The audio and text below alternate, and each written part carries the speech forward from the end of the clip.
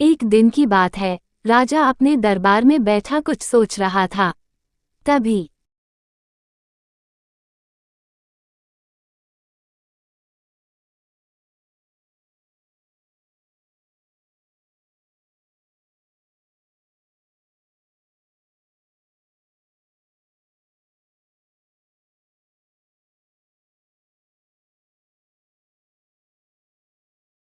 क्या हुआ राजा साहब, आप बहुत चिंतित लग रहे हैं। मंत्री जी, मुझे चैन नहीं मिल रहा है। मैं जानना चाहता हूं कि मेरी प्रजा वास्तव में कैसी जिंदगी जी रही है। महाराज, तो फिर आप कुछ अधिकारियों को भेजकर पता करवा लीजिए।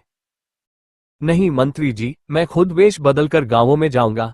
जो आंखों से देखा जाए वही सत्य होता है। महाराज, ये तो बहुत साहसिक विचार है। राजा का धर्म है कि वो प्रजा का जीवन समझे। कल मैं एक साधारण किसान के रूप में गांव जाऊंगा।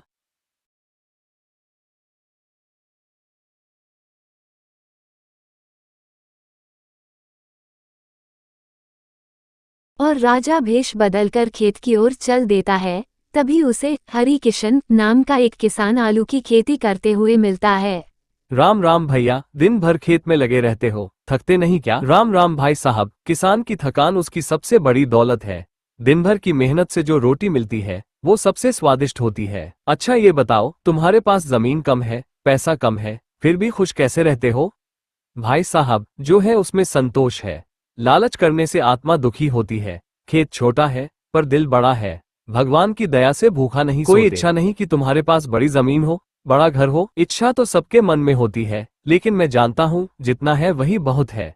ईमानदारी से जो मिले वही असली कमाई है। तुम जैसे लोग ही इस देश की असली ताकत हो। अच्छा भाई, अब चलता हूँ। बहुत अच्छा लगा तुमसे मिलकर। और राजा अपने महल की ओर चल देता है।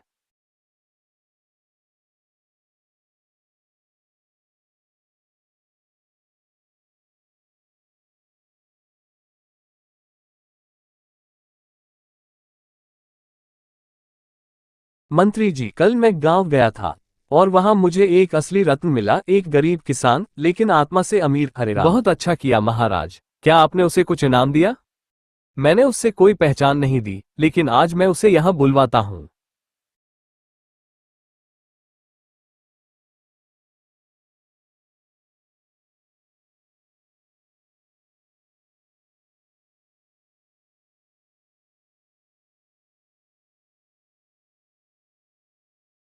महाराज, क्या मुझसे कोई गलती हो गई।